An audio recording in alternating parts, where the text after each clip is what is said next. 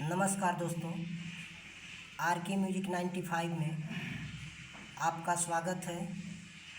आप लोग इस चैनल को अधिक से अधिक सब्सक्राइब करें और 500 सब्सक्राइबर का टारगेट जल्द से जल्द पूरा करें, जिससे मैं आप लोगों के लिए नए नए गाने ला सकूं।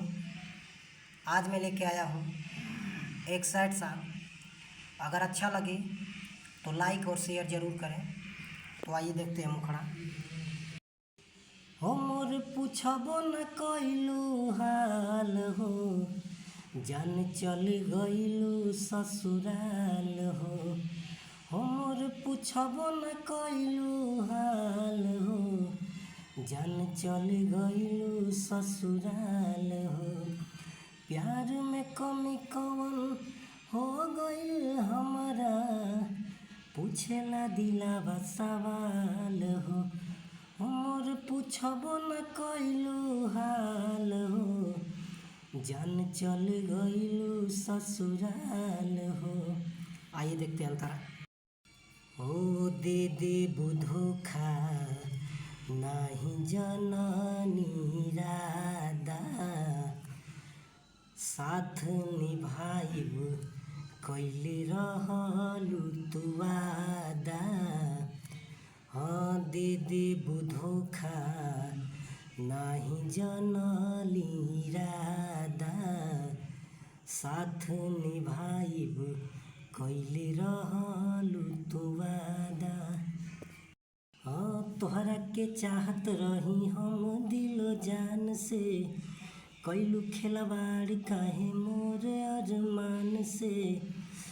तोहरा बिना हम जियब कैसे, कैलू ना एको बेर ख्याल हो मोर पूछबो न कैलू हाल हो, जान चल गइलू ससुराल हो मोर पूछबो न कैलू हाल हो, जान चल गइलू ससुराल हो।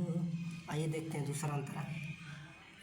हाँ कइल दगा होला लइकिन के भीतर, समझे न पावल जे के अभिले कुदरत।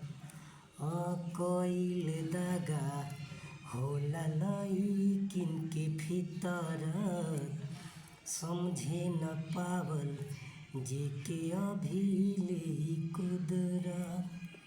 हो घूमेले पागल बन के रणजीत सानू, रास न आइल वफा काहे हमर जानू। रोवत रही हरदम रह, दुआ बा तू खुशहाल हो मोर पूछबो न कैलू हाल हो, जान चल गइलू ससुराल हो। मोर पूछबो न कैलू हाल हो, जान चल गइलू ससुराल हो।